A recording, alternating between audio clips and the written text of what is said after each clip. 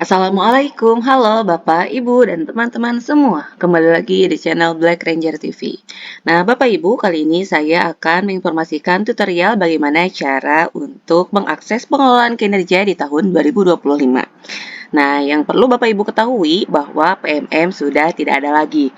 Bukan tidak ada dihapuskan, tapi dilebur menjadi satu ke dalam rumah pendidikan. Baik, untuk mengakses pengelolaan kinerja, silakan Bapak Ibu klik rumahpendidikan.go.id ya.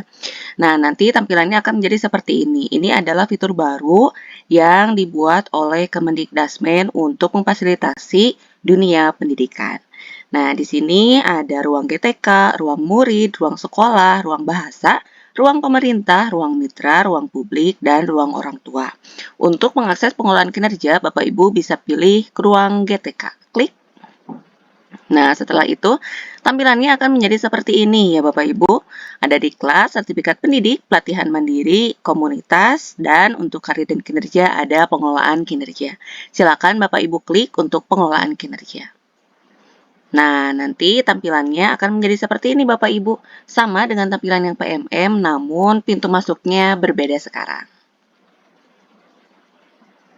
Sebelumnya ada info penting nih Bapak Ibu. Mulai tahun 2025, pengelolaan kinerja akan menjadi lebih sederhana dan lebih bermakna. Yang pertama, pengembangan kompetensi tidak lagi berbasis poin, kini berbasis refleksi. Yang kedua, bukti dukung dan dokumen akuntabilitas tidak lagi perlu diunggah oleh sistem. Dan yang ketiga, periode tidak lagi 2 kali dalam setahun, kini hanya 1 kali dalam setahun. Kemudian Bapak Ibu, pastikan sebelum Bapak Ibu mengakses pengelolaan kinerja di tahun 2025 ini, Bapak Ibu harus sudah memastikan bahwa pengelolaan kinerja sudah dimulai oleh kepala sekolah. Jadi, silakan berkomunikasi dengan kepala sekolah terlebih dahulu ya. Nah, kemudian jika Bapak Ibu sudah siap untuk melaksanakan pengelolaan kinerja di tahun 2025, silakan klik, kemudian ganti periode. Nah, di sini periodenya sudah ada ya Bapak Ibu, yaitu Januari sampai Desember 2025. Kemudian silakan pilih. Nah, setelah itu Bapak Ibu silakan login sebagai pegawai. Nah, nanti tampilannya akan menjadi seperti ini. Isi praktik pembelajaran, pengembangan kompetensi, tugas tambahan, dan perilaku kerja. Pastikan perencanaan diajukan sebelum batas waktu. Ya, batas waktunya itu dari tanggal 1 sampai 31 Januari. Jadi jangan lewat dari bulan Januari ya Bapak Ibu. Kemudian silakan klik mulai. Cek data diri Anda. Nah, pastikan nama, NIP, status kepegawaian, pangkat, golongan ruang sudah sesuai, jenjang jabatan, dan juga satuan pendidikan induk. Jika sudah selesai, sudah sesuai, bisa Bapak Ibu klik data sudah sesuai. Karena pastikan jenjang jabatan sesuai, karena akan mempengaruhi perencanaan kinerja. Saat ini datanya bisa diedit 1 kali saja ya. Jadi silakan untuk dipastikan terlebih dahulu namanya apakah sudah sesuai, NIP-nya apakah sudah sesuai, status kepegawaiannya, pangkat golongan ruang, kemudian jenjang jabatannya, dan satuan pendidikan induk. Jika sudah, klik data sudah sesuai. Apakah data diri Anda sudah benar? Pastikan sekali lagi Bapak Ibu ya, jangan terburu-buru. Saat ini data hanya bisa diedit 1 kali saja. Pastikan sesuai ya. Oke. Dilihat terlebih dahulu panduan pengelolaan kinerja ya, di sini ada tuh. Masuk, kemudian panduan pengelolaan kinerja guru, kepala sekolah, dan pengawas sekolah. Kita lihat yang guru ya. Ke fitur pengelolaan. Oh iya, langsung ke sini lagi. Oke, kita klik saja. Klik lanjut, rencanakan kinerja ya. Nah, tampilannya menjadi seperti ini Bapak Ibu. Januari Desember 2025 ya. Pelaksanaan tugas pokok 5M. Guru melakukan tugas keseharian dan tambahan di satuan pendidikan. Tidak perlu mengunggah bukti dukung apapun. Yang pertama, guru merencanakan pembelajaran atau pembimbingan dalam mendukung pembelajaran yang bermutu untuk semua. Berarti modul ajar atau FPP. Kemudian guru membimbing dan melatih peserta didik dalam mendukung pembelajaran yang bermutu untuk semua. Kemudian guru melaksanakan pembelajaran atau pembimbingan dalam mendukung pembelajaran yang bermutu untuk semua. Kemudian guru menilai hasil pembelajaran. Berarti ini 5M ini sudah sesuai dengan tugas pokok dan fungsi guru ya Bapak Ibu. Kemudian melaksanakan tugas tambahan. Nah, ini opsional ya. Oh, di sini ada keterangannya. Hanya untuk SMP, SMA, dan SMK. Hanya untuk SMK. Semua jenjang. Oh, ini untuk kepala perpustakaan. Kemudian meningkatnya sebagai pembimbing khusus yang menyelenggarakan pendidikan inklusif atau pendidikan terpadu. Kemudian sebagai pembina ekstrakurikuler. Kemudian koordinator pengembangan keprofesian berkelanjutan. Wih. Koordinator PKG. Wih. Kemudian guru piket. Kemudian penilai kinerja guru. Wah. Kemudian pengurus organisasi. Oh iya, tuh tingkat nasional, tingkat provinsi, tingkat kabupaten kota. Kemudian meningkatkan sebagai tutor pada pendidikan jarak jauh, pendidikan dasar dan pendidikan menengah. Kemudian tim TPPK.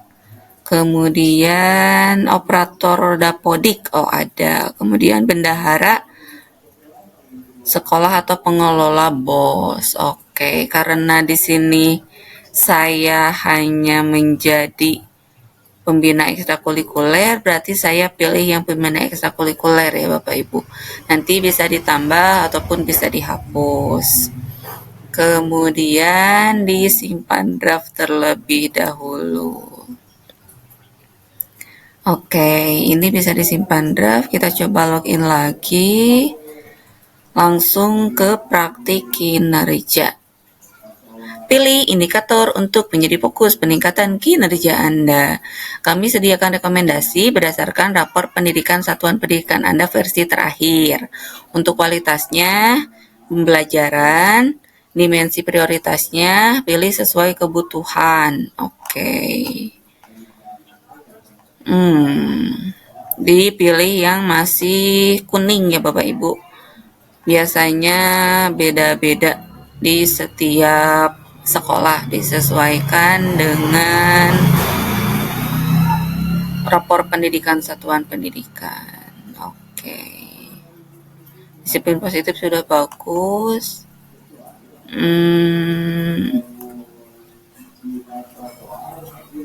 Saya ingin pilih yang aktivitas interaktif saja sama dengan yang tahun kemarin karena di sini masih kuning ya. Kemudian klik ke pengembangan kompetensi. Pilih satu indikator untuk menjadi fokus peningkatan kinerja Anda. Diskusi bersama atasan apa saja kegiatan yang dapat Anda lakukan untuk meningkatkan indikator tersebut. Di tahap pelaksanaan, Anda akan melakukan kegiatan sesuai diskusi dan mengisi dokumen refleksi terhadap kegiatan yang sudah Anda lakukan. Oke, berarti dipilih. Guru melakukan kegiatan pengembangan kompetensi berdasarkan indikator asesmen, umpan balik, dan pelaporan.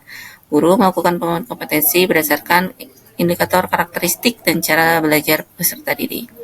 Guru melakukan kegiatan pengembangan kompetensi berdasarkan indikator kematangan moral, emosi, dan spiritual untuk berperilaku sesuai dengan kode etik guru. Kemudian melakukan pengembangan kompetensi berdasarkan indikator keterlibatan dalam organisasi profesi dan jejaring yang lebih luas untuk peningkatan pembelajaran. Kemudian pengembangan kompetensi berdasarkan indikator keterlibatan orang tua dan wali dalam masyarakat.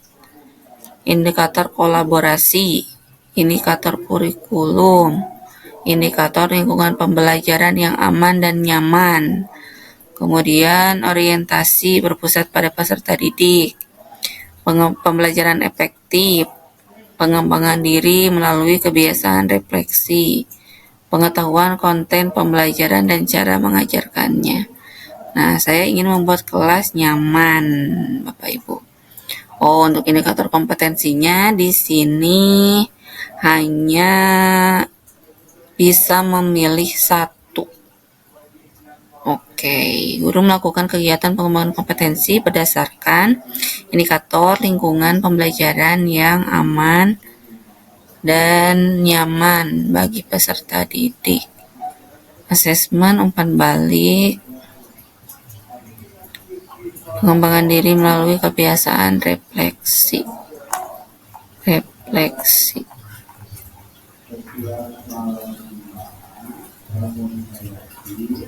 Aman dan nyaman bagi peserta didik. Oke, kita ke perilaku kinerja terlebih dahulu. Untuk perilaku kinerjanya, indikator perwujudan perilaku. Oh, apa yang paling Anda fokuskan?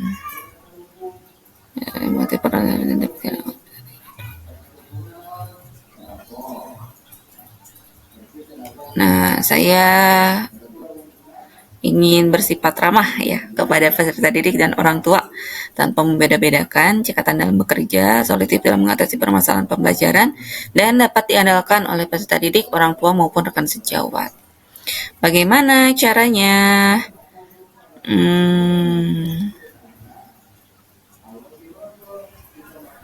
Mengucapkan, komunikasikan, sapa dengan sikap ramah. Kemudian akuntabel. Nah, melaksanakan tugas dengan jujur, bertanggung jawab, cermat, disiplin, dan berintegritas tinggi. Memenuhi janji dan komitmen, melaksanakan pekerjaan sesuai dengan ketentuan. Nah, yang ini. Kemudian kompeten.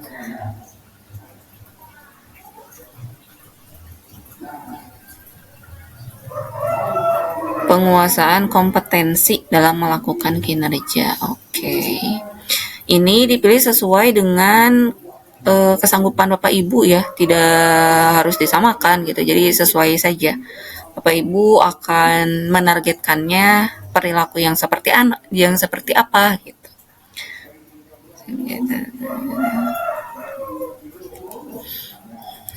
Harmonis apa ya? Menghargai. Oke, berlaku adil.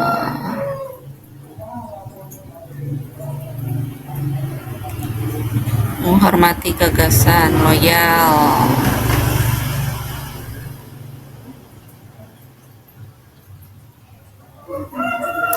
Menjaga informasi. Oke.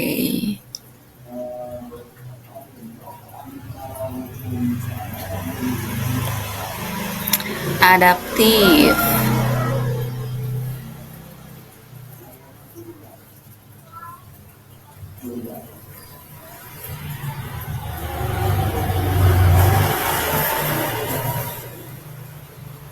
Adaptif.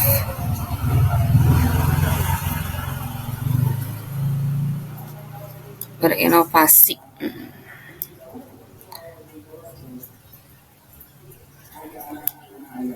Oke, kemudian kolaboratif.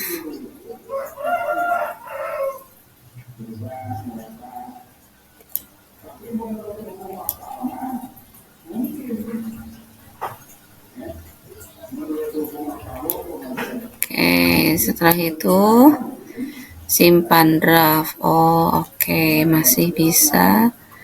Lalu ke praktik kinerja kita coba.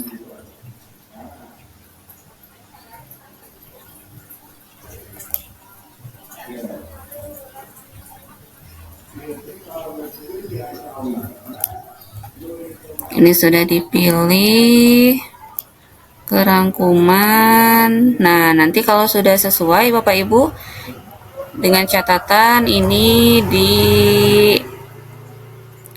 dikomunikasikan dulu kepada kepala sekolah ya. Nanti tinggal langsung melanjut ajukan. Karena saya belum final, ini masih rencana dan belum disesuaikan, jadi nanti akan diubah kembali. Oke, jika sudah nanti Bapak Ibu bisa melanjutkan pengelolaan kinerja sesuai dengan tahapannya. Hati-hati untuk perencanaan maksimal tanggal 1 sampai 31 Januari. Nah, setelah selesai, apa yang bisa Bapak Ibu lakukan? Silakan Bapak Ibu untuk konfirmasi ke kepala sekolah agar pengajuan perencanaan pengelolaan kinerja Bapak Ibu bisa di ACC dan diterima oleh kepala sekolah. Setelah itu, Bapak Ibu silakan buka kembali dan sepakati pengelolaan kinerja yang sudah disetujui oleh kepala sekolah.